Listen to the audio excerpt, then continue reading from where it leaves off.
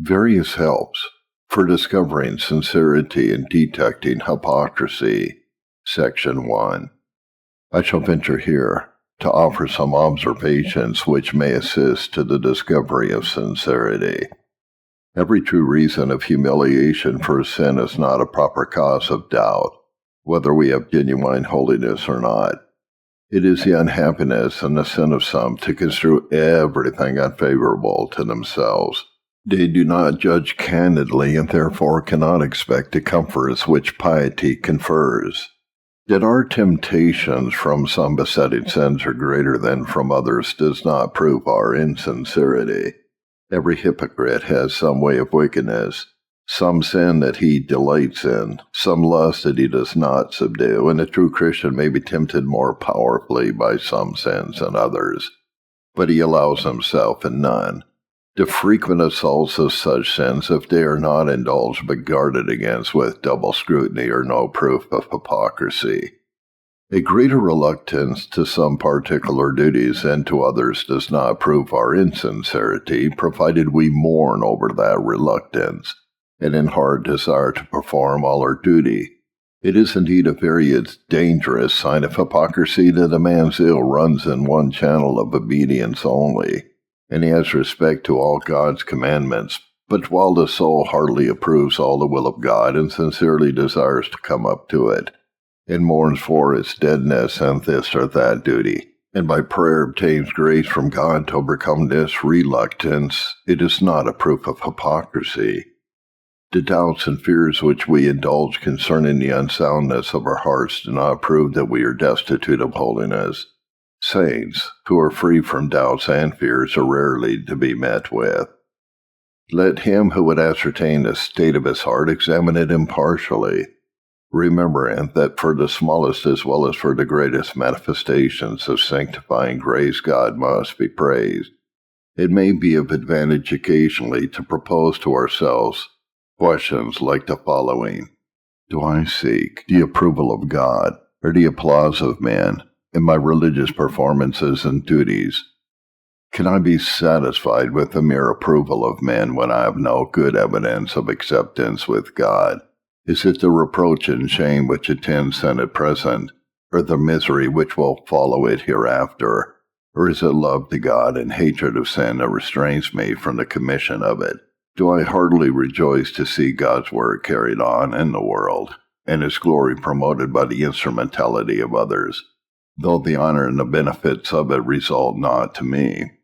Is there no duty so difficult or self-denying but I desire to perform it when required? And is all the holy and good will of God acceptable to my soul, though I have not risen up with the like alacrity to the performance of all duties? Am I resolved to follow Christ and to practice holiness at all times and in all events? Or do I shun all hazards for religion, having a secret reserve in my heart to go no further than I can with safety to my ease and honor in the world? Am I rigidly conscientious and abstaining from secret sins and in performing sacred duties? Such questions proposed in a common serious hour can hardly fail to reach the heart and discover whether it is truly devoted to God. Is the upright and sincere apt to apply to themselves the characteristics of hypocrites or self-deceivers? So these, on the contrary, are eager to appropriate to themselves the graces and expectations of saints. Some remarks must therefore be made to discover their ruinous mistakes. It is not enough to clear a man from self-deception that he does not know himself to be deceived.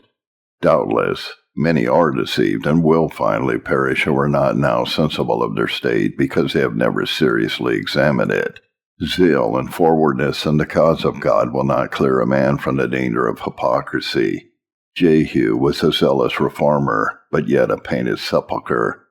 It is related by John Wolfe that in 1549 Reformation became so much in repute among the nobles in Germany that many of them caused the 5 letters VDMIA being the initials of the words Verbum Domini Manet in Aeternum. The word of the Lord abides forever, to be embroidered or set in plates upon their cloaks or the sleeves of their garments, to show to all the world that forsaking popish traditions they would now cleave to the pure doctrine and discipline of the eternal Word.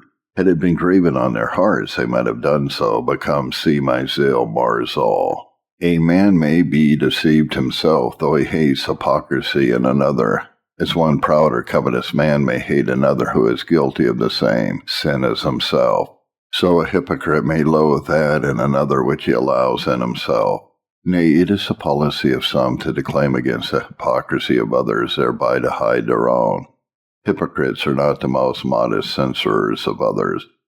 The external performance of private duties does not prove a man to be sincere. The influence of education or support of reputation or the impulse of a convinced conscience may drive a man to the duty, while his heart is not drawn there by any hungering and thirsting after God. It is not always the external performance that distinguishes sound and unsound professors, but the motives, designs, the ends of the soul in these duties. The reputation which a man's piety may have gained among Christians will by no means prove that he does not deceive himself.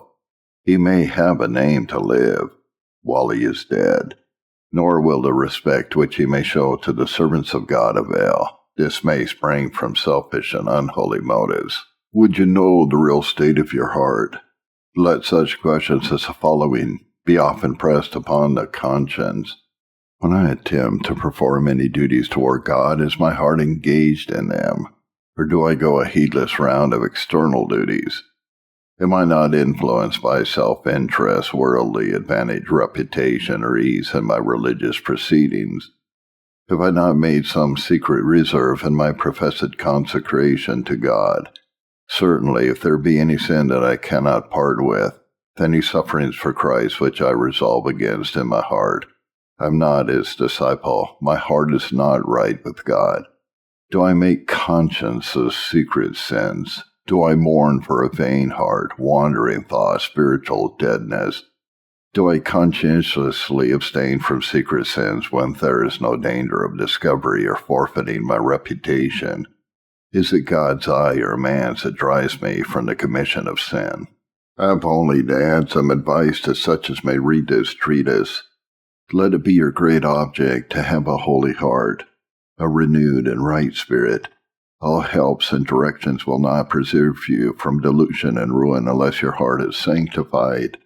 Pray therefore with David, let my heart be sound in your statutes, that I be not ashamed. Always suspect and examine your ends and what you do. As your aim and design are, so you are. The intentions of the heart lie deep. The same action done with a holy end may be acceptable to God, which done with a corrupt design he would abhor. A man of God, who is commended for a good action, replied, The work indeed is good, but I distrust the motives. Selfishness is liable to insinuate itself into the best actions. Regard hypocrisy as a most odious sin in the sight of God and men. To have no holiness is bad enough, but to pretend it, when we do not have it, is double impiety. To make religion a mere step to preferment and a covert to wickedness, oh, how vile a thing is it! God made Christ a sacrifice for sin, and the hypocrite makes him a cloak for sin. Let it be your constant endeavor to mortify those lusts that breed hypocrisy. Pride, vainglory, self-love, a worldly heart, are the seeds from which this cursed plant springs up in the souls of men. Dig but to the root, and you shall certainly find these unholy passions, and until the Lord help you to mortify them, hypocrisy will spring up in all your duties. Listen to the voice of conscience's sickness and trouble. Mark its upbraiding at such times, whether they be that you are indulging some secret sin or neglecting some known duty. The upbraiding of conscience will designate the corruptions in which probably most lies your danger. Away with all temporizing in religion. Be a Christian at heart, faithful to your master and true to yourself. Hold fast integrity, whatever else you lose by it. Oh, let this always be your rejoicing, which was Paul's, the testimony of your conscience, that in simplicity and godly sincerity, not with fleshly wisdom, but by the grace of God, you have had your conversation in the world. Let your daily prayer and cry to God be that of David. Let integrity and uprightness preserve me, for I wait on thee. Keep your heart always under the awe of God's all-seeing eye. Remember, He beholds all your ways and ponders all your thoughts. He will bring every secret thing into judgment. Thus did Job, and it preserved him. Thus did David, and it preserved him. Thus do you also, and it will preserve you blameless and without guile to the day of Christ.